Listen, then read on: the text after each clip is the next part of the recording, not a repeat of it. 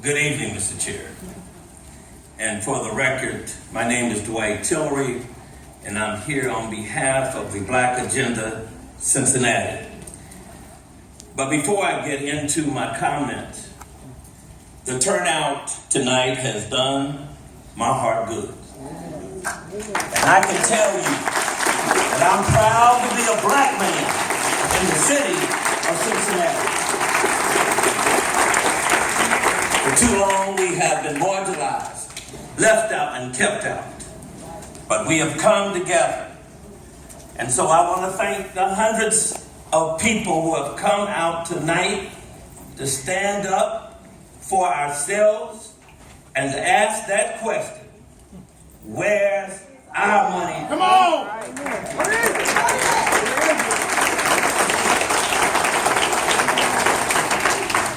I, along with the several speakers tonight, would like to discuss the issue of the city's budget process and the need for those budgets to give the most vulnerable populations in our city top priority. Let me give you a little background. On November the 2nd, we sent a letter to the mayor and members of council raising the issues of the budget process and priorities.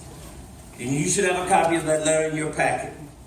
In that communication, we submitted several requests totaling approximately $18 billion, reflecting some of the needs in the black community, but asked that budget process remains open, notwithstanding the budget deadline in the manager's memo to the public.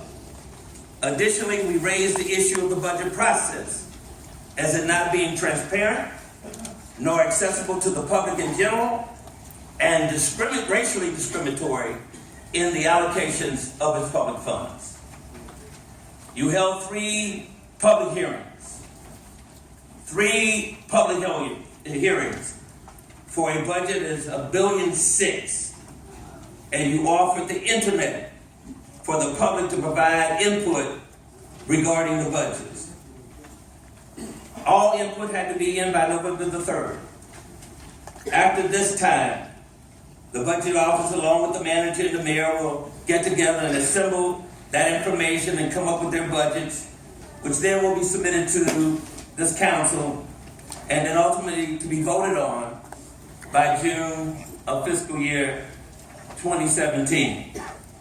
These funds would cover fiscal year 2018 and 19. Mr. Chair, thank you. Thank you for allowing us to have this time this evening to discuss further our concerns about the city funding. The budgets aren't transparent, leaving thousands of citizens not knowing specifically the allocation of the money, who are the beneficiaries of the money, and why some requests aren't supported, and thousands more not even knowing how to make a budget request. Unfortunately, Mr. Chair, lobbyists, special interest groups, and well-organized community groups have controlled the budget process and outcomes for decades.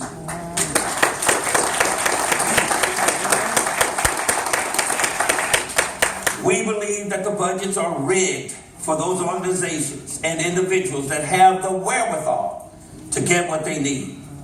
In far too many cases, these budgets support the needs of the well-to-do, leaving poor and minority populations without meaningful input and collective power to have their concerns addressed and funded. In spite of all the talk about childhood poverty, housing, unemployment, homelessness, economic inclusion, and poverty, these budgets continue for the last 3 years, do nothing to address these problems. We have copies of the budgets from these last 3 years, and we have summaries of our meeting in June 11th of the Black Agenda, where close to 2,000 residents came and shared their concerns.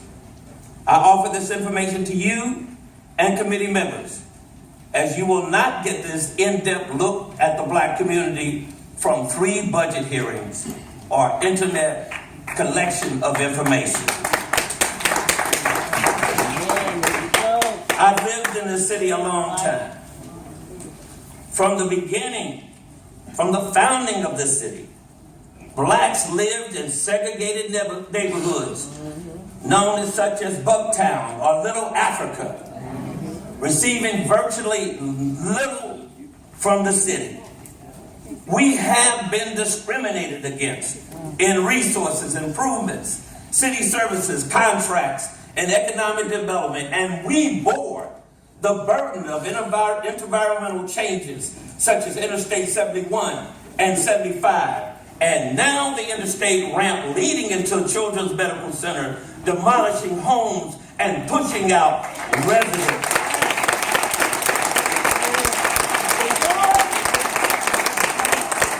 We see the gentrification and neglect of black neighborhoods throughout this city.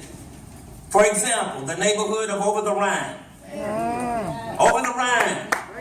For decades, black people lived there in some of the worst conditions. And this government did nothing. Now whites have decided to move into the area, pushing black people out and rebuilding the community with new stores, restaurants, high-end condos, a streetcar, and an opera house with enormous support from funding from the city. Other than the fact that these residents were black and poor, why didn't the city see the same value in helping those residents to live in better conditions? Mr. Chair and members of the committee, gentrification is what it is. Racial and economic discrimination by this government with city resources and public regulations. Ironically, the city has done a disparity study for the second time. And again, the data shows that black businesses have been denied contracts from the city, while the budget overwhelmingly shows white businesses are still getting the lion's share of the contract.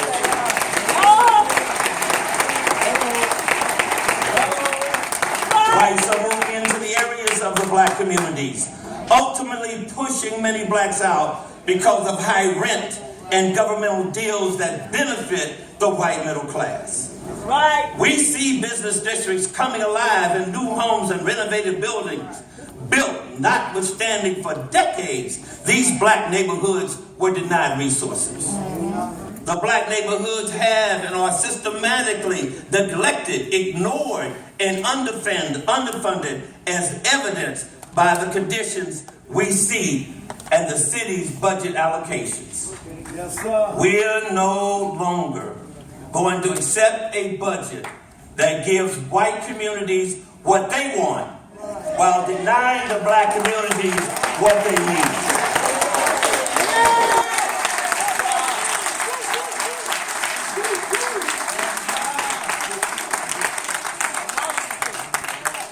The most vulnerable populations must be this city's top budget priority, and a budget process that is transparent and inclusive.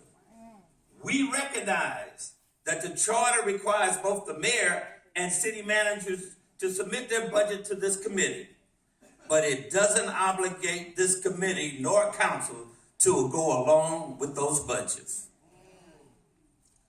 You have the right, even the obligation, to make sure that those funds are distributed fairly to the needs of the city. Amen. especially those communities in greatest need and who have suffered from racial discrimination.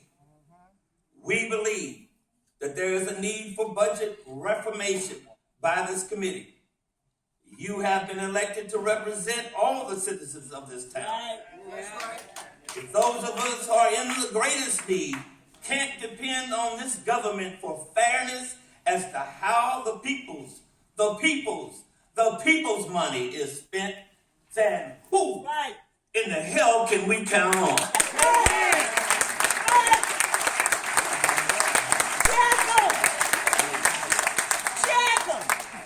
This turnout tonight, my friends, is a clear message that there can be no more business as usual.